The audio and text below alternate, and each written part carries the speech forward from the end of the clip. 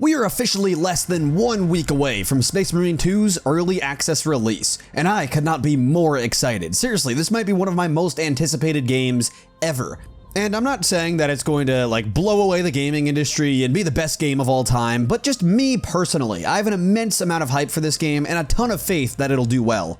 These last few days have only strengthened my belief, with more footage of the game coming out and Focus Entertainment releasing a ton of information about the game and its future. The game literally isn't even out yet, and we already have a roadmap for the entire first year. I honestly wasn't expecting to get any of this, so the fact that we are just has my hype levels going through the roof. They are literally doing everything right, and the game isn't even out yet. Just look at some of this stuff. They have new missions coming, a new difficulty, new enemies, new weapons, new ranks, private lobbies, ultra-wide support, new PvP maps, lobby expansions, and most interestingly, a brand new game mode called Horde, which will essentially just be endless waves of survival until you die. And all of that is free, by the way. Anything paid in this game will be strictly skins. There are no weapons or gear locked behind a paywall. On top of this, they also released day one information telling us that crossplay and cross-progression will be supported, you don't need an online connection to play the campaign, you'll get 60 FPS no matter the console you're on, we've got voice chat, GeForce Now, anti-cheat, and the PvP modes will be separated between mouse and keyboard and controller for competitive integrity. But the PvE and campaign will be full cross-platform. Doesn't matter if you have a controller or a mouse and keyboard, you will be able to play with your friends. I'll leave the full blog post down below if you're interested in reading about stuff like release times, preloading, and more.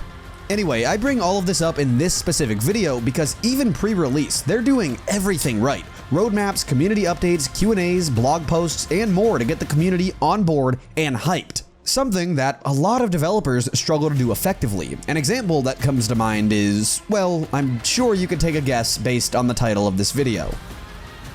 Look how they massacred my boy. That's right, it's Helldivers 2, a game that has completely fumbled their post-release support in almost every aspect. Everything I'm seeing from Focus Entertainment is kind of the opposite of what Helldivers does, which is usually just leaving us completely in the dark and guessing about most things.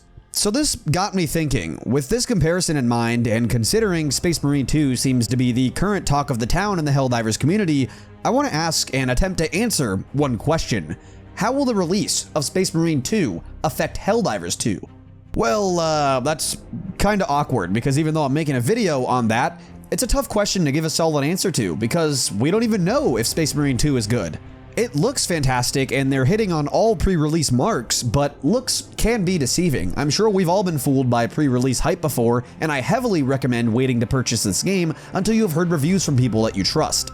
Speaking of, I will have a first impressions and review of this game when it releases next week, so subscribe and hit the bell if you want to see that. Anyway, back on topic. Answering the question of will this game kill Helldivers 2 is kinda impossible. People can guess all they want, but we will never actually know what happens until it happens. But one thing I can tell you for certain is, at the very least, Helldivers 2 and Arrowhead should be threatened by Space Marine 2. Let's get this out of the way because I know someone will comment it. The two games are very different, for sure. For one, Space Marine is putting a large focus on their campaign and PvP, two things that Helldivers doesn't even have.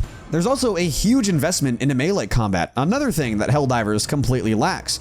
The only real similarity is that both these games are PvE horde shooters, but Space Marine doesn't feature procedural generation and instead has pre-made PvE missions, meaning that it won't have the long-term replayability that Helldivers has, at least from a gameplay perspective. Even so, I think there's still reason to believe that if Space Marine 2 sticks the landing, Helldivers 2 could be in trouble. For one, I think a lot of Helldivers players are playing Helldivers simply because they enjoy good PvE games. Obviously, this does not speak for everybody. Surely there are a lot of players out there that only play because they love the Galactic War and the metagame that surrounds it, or maybe they're Helldivers 1 veterans. It doesn't matter. There are plenty of reasons to play Helldivers besides the fact it's a PvE game. But realistically, there are a lot of us that just want to play a good PvE game. I know for me personally, I'm just gonna follow the good gameplay, and I think a lot of players will end up doing the same. So I don't think it really matters if the games are fundamentally different in a lot of ways. All that matters is that they're in the same genre. Similar to Deep Rock and Helldivers, those games are very different, but there's a ton of overlap between the communities. All that will matter is who does it best. Gameplay aside, the late game progression of Space Marine 2 has a chance to completely one-up Helldivers. Actually, to be fair, it would more than one-up it because Helldivers doesn't even have a late game progression at all. And it looks like Space Marine 2 is shaping up to have a lot of it. The PvE and PvP modes will have their own separate progression system outside of the campaign, meaning that the more you play and level up, the more weapons, attachments, customizables, and upgrades you can give to your Space Marine. Then multiply all that by 6, because there are 6 different classes that you can individually level and customize. Think similar to Deep Rock Galactic's leveling system, where each class has its own progression. Obviously the two are different, but the concept is similar. So even though the PvE gameplay isn't built for extreme long-term replayability, the progression system very much is, which is again something that Helldivers 2 completely lacks. Once you hit level 25 in that game, you're pretty much just playing for nothing, but here in Space Marine 2, that should not even be close to the case. From everything that I've seen and read, it looks like there will always be something to unlock and a goal to work toward for a really long time, and I'd argue progression is the most important thing to keeping a player base long-term. And I have to mention it, even though it's not everyone's cup of tea, PvP is basically infinite replayability, especially if you play the competitive mode, which I am reading that this game does include. On top of this, I think aside from just wanting a good PvE game, fantasy matters a lot to people. The fact that Helldivers 2 has been so poorly updated and seen its weapons nerfed to the ground is just another reason that people may see Space Marine 2 gameplay and say, man, that's the fantasy I wish I had in Helldivers 2. And don't get my words twisted, I'm not saying that Helldivers need to be as powerful or as badass as Space Marines, but when our Super Earth weapons are basically just uncreative standard military guns that feel terrible to use, it's just not a good look. You can't tell me that this doesn't look like a better fantasy than this. Another thing that I just want to throw in here is that there is seemingly a lot of overlap between the Helldivers community and the Warhammer community. I don't have any data to back this up because I don't think anyone's ever taken a poll on Warhammer and Helldivers players, but there is a reason that you see Space Marine 2 being constantly discussed in Helldivers communities. Even before the Space Marine 2 hype, there were always people discussing 40k Vermintide and Darktide and comparing those games to Helldivers 2.